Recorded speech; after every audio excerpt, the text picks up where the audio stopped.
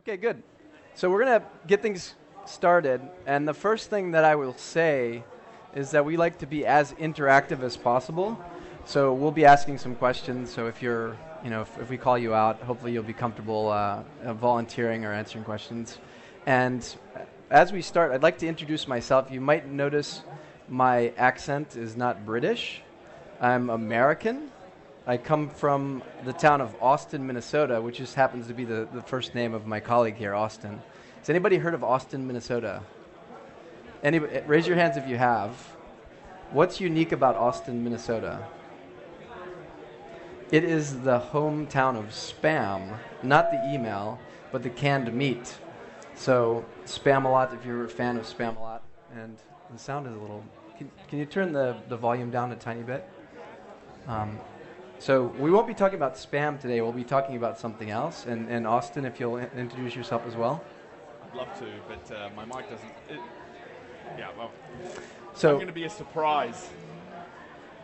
So Austin will be a surprise. So today we're going to be talking about the future of work and how to create a more positive and engaging experience for employees in the next few minutes. If you're expecting a deep dive demo, you won't be disappointed today, but you might be disappointed in this talk because we're not going to be getting deep into the product demo.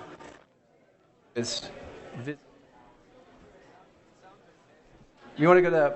Well, we're good now.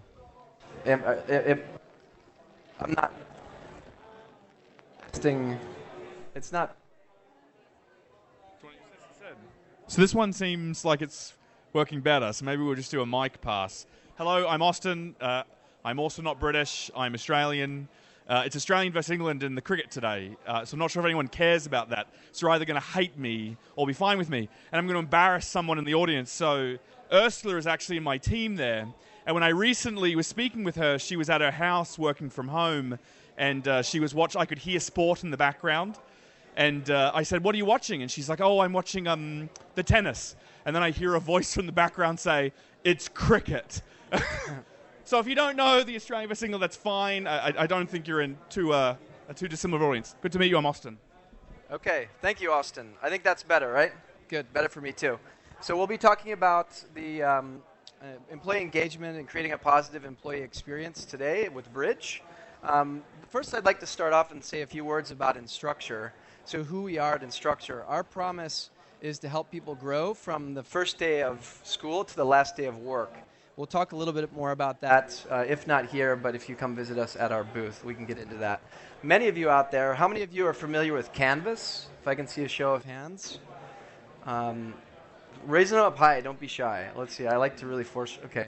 So Canvas is pretty well known. We're market leaders in the US, and we've been having a lot of success as well in Europe. That's what we're most known for. And we're also known for Bridge in the corporate space. But beyond that, we have much more than just Canvas and Bridge, which we'll be happy to talk to you about a little bit later if you come visit our booth, as I said. So if we look, my clicker is, can you advance the slides? So what I wanted to talk about, just tick things off, is there are many challenges that you're experiencing in your organizations. These are just 4 that we look at. There are many more than just 4. But I'd like to ask a show of hands. If you look at these 4 challenges today, how many of you are experiencing the top challenge of struggling to keep good people? And again, raise your hands high, please. Great. So retention is a challenge. Many of you are experiencing that.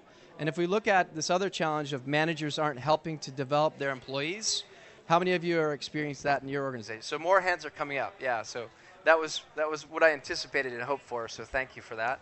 So we're going to talk more about how we can look to facilitating and helping managers to better engage with their employees and also ultimately retaining them as well. So if we look at what we really believe strongly is that and we live in an era today where you need to really invest and actively develop your people and excite and engage them. I say excite them. What excites you when you wake up in the morning?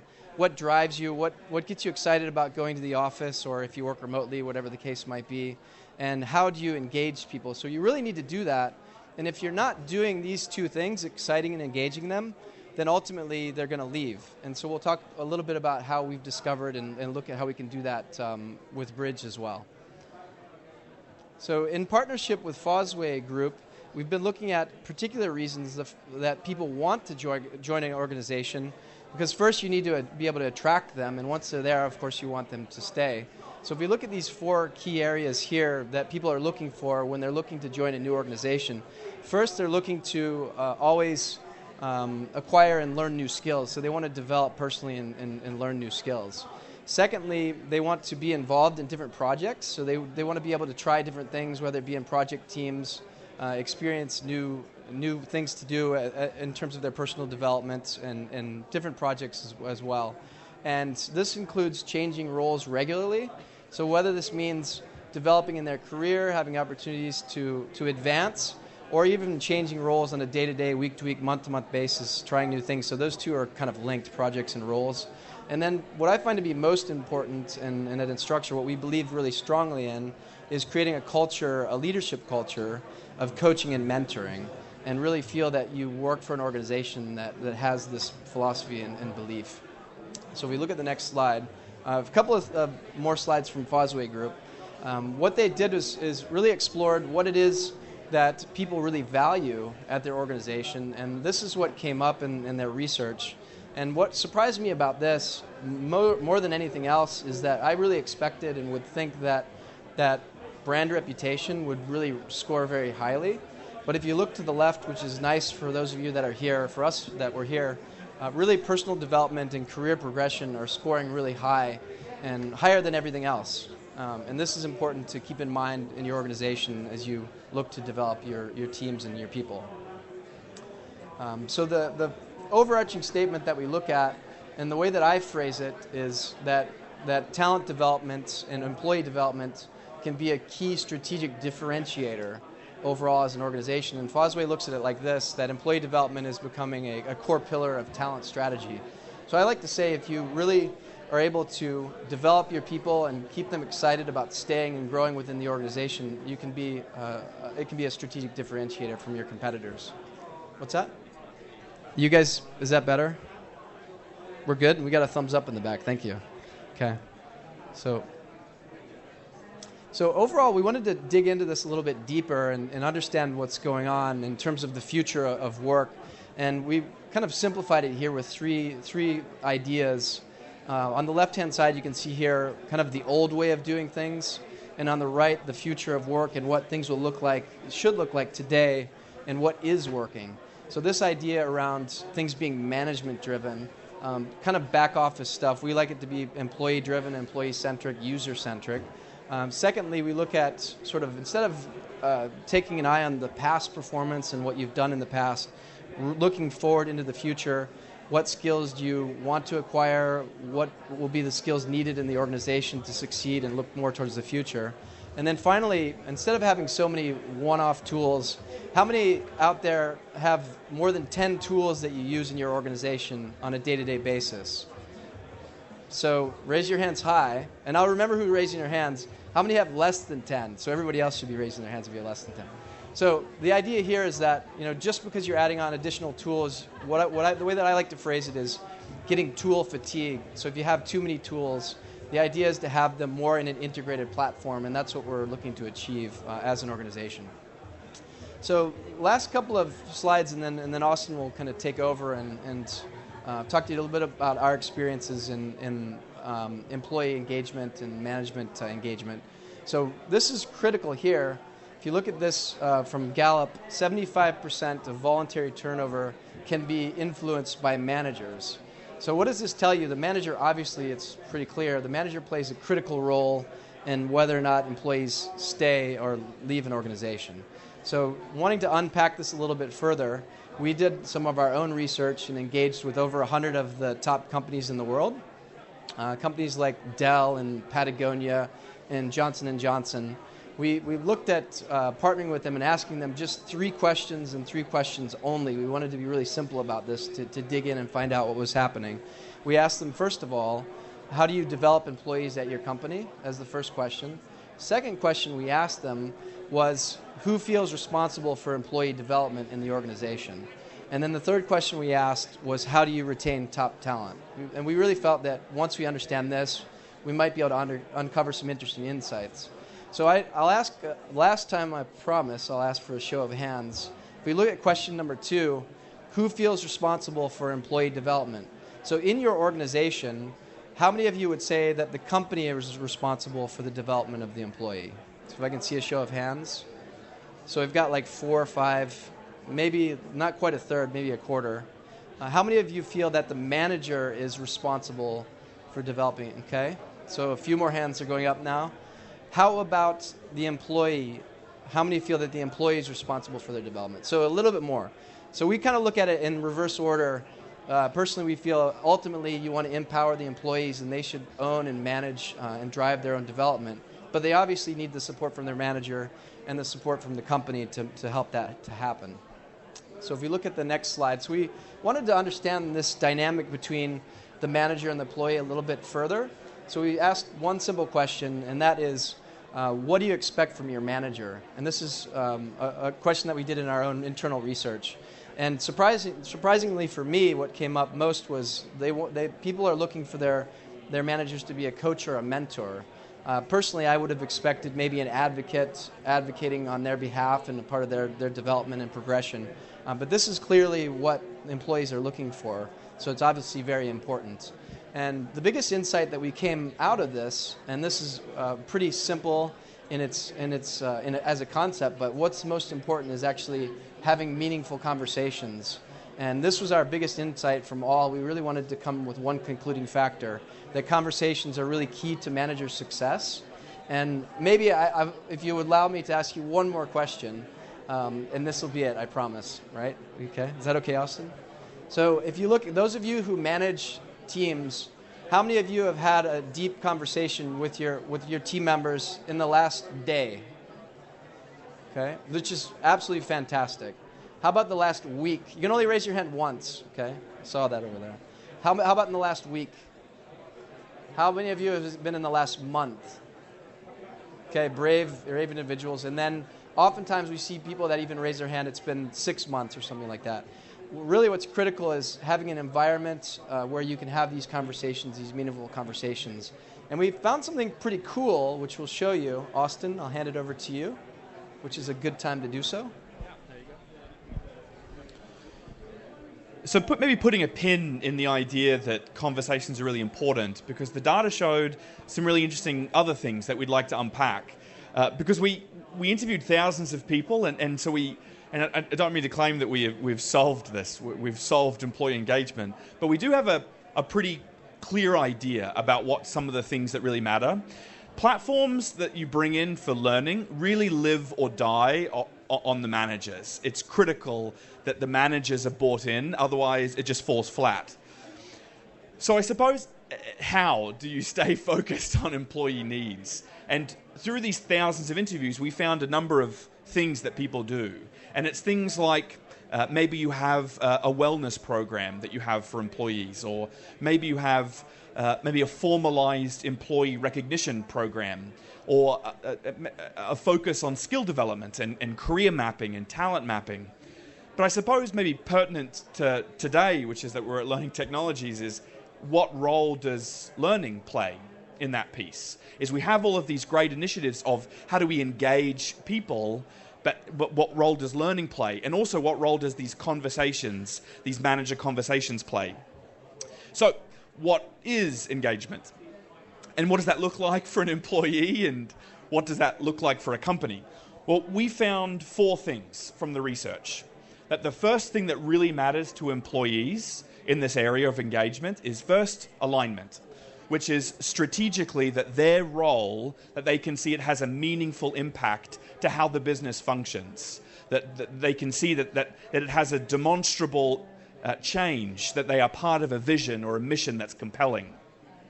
The next thing we found, and this one was actually quite surprising to me, but I get it, future of work, skill development was a huge next area of how people were approaching engagement, is that they wanted to learn whether it's graphic design skills or machine learning or AI. This idea of skill development was critical.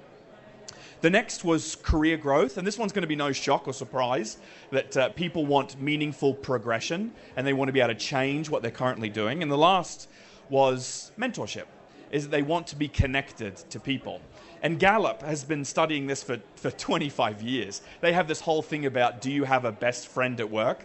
And I think I'm a little bit of a realist about that one, that I don't know if I have a best friend at work, but what I do have is people that challenge me. And maybe this is a little bit too of a fanciful word, but there are people at work that dazzle as well, that I want to have these mentor coaching relationships with, both to be mentored, but also in that same mentoring capacity. Even if it's just to teach Ursula the difference between tennis and cricket. These sort of powerful conversations are critical for employee engagement. So, we have discovered a better way, and conveniently, it fits in your pocket. And it's not, weirdly, as a software company, an app. And in fact, one of the things that we found is that frequently there's this bias to want to systematize everything that we're doing.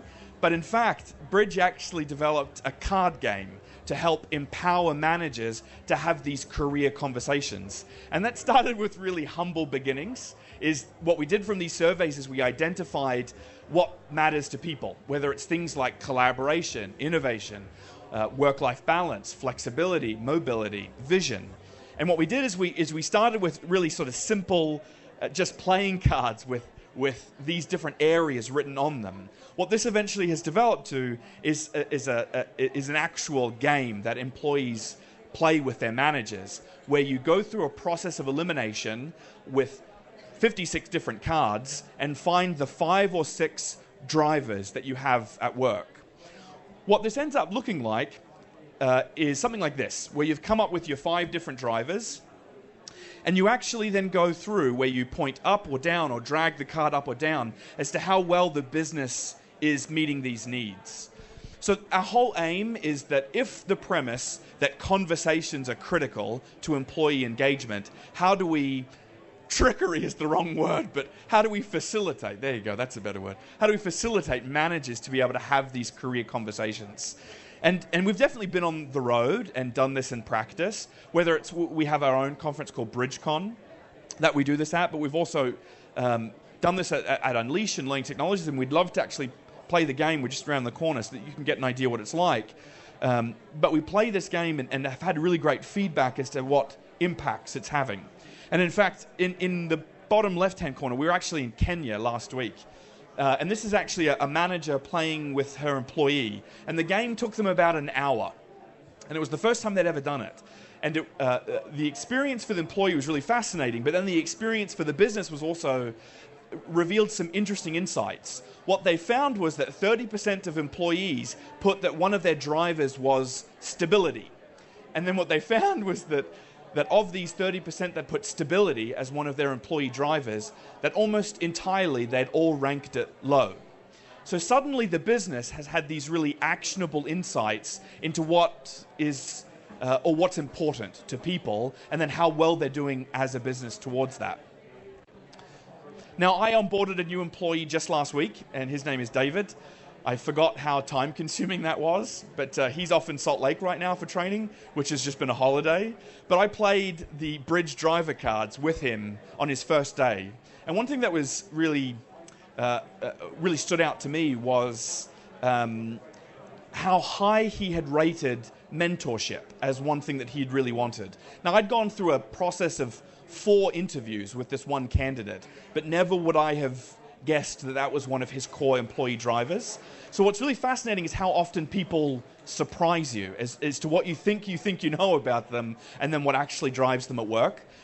As a manager, that was a really powerful experience for me as to how to help best my own team.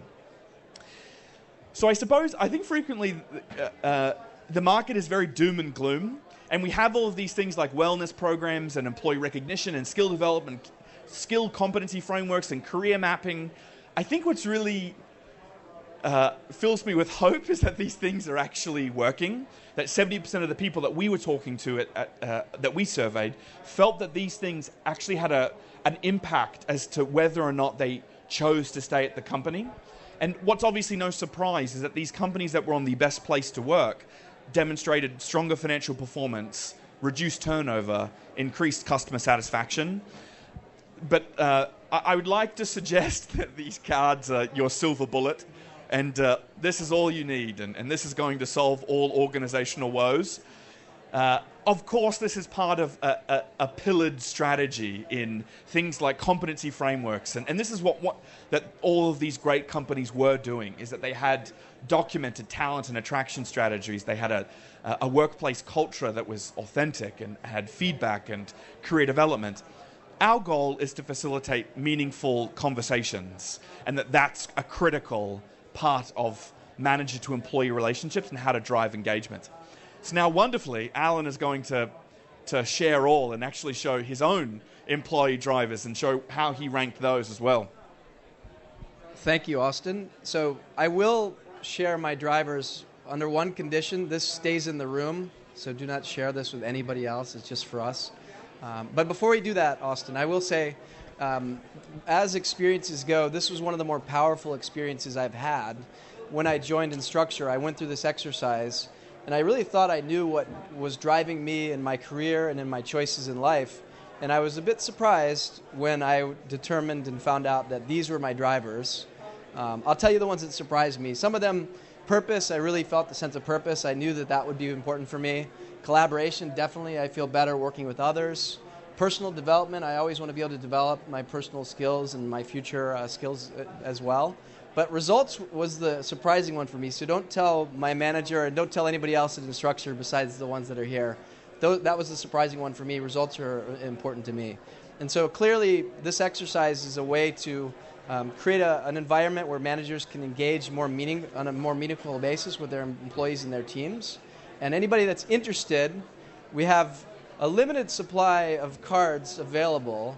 So come over to our booth and we'll give you some cards. Anybody else want to? This is my last set, so I can see you. There you go. But we have more, so stop by and see us. We'll be happy to talk to you about Bridge and give you your set of driver cards as well. Or you can visit bridgedrivers.com as well. If you prefer the technology, you want to save some trees. We like the cards. It's a more tactile experience. So with that in mind, we've got a few minutes for questions. If we have any questions, we'll be happy to take them now, or feel free to stop by and see us at the booth as well. Any questions? Sure. How do you get people to whittle it down to 5? So the question is, how do we get people to whittle it down to 5? So we go through the different categories, and they select the 1, 2, or 3 that they feel are the most important from each of those categories, until we get down to maybe between 10 and 15 total. And then you have sort of like a face-off. Like, would you take this one over that one? And whichever one wins, the other one loses. And it kind of goes through that. And it's a nice discussion as well, because you get to understand, hey, what does innovation mean for me? Which was one of my drivers, if you notice. Well, for me, it means working at an organization that does things differently, that changes the marketplace. And that's important for me. Whereas innovation might actually mean something slightly different to somebody that works in, development or R&D or whatever. Any other questions? So please come by and see us. Grab your cards before they're gone. And we have socks as well. I forgot to mention that. We have really nice socks. Thank you very much. Thank you.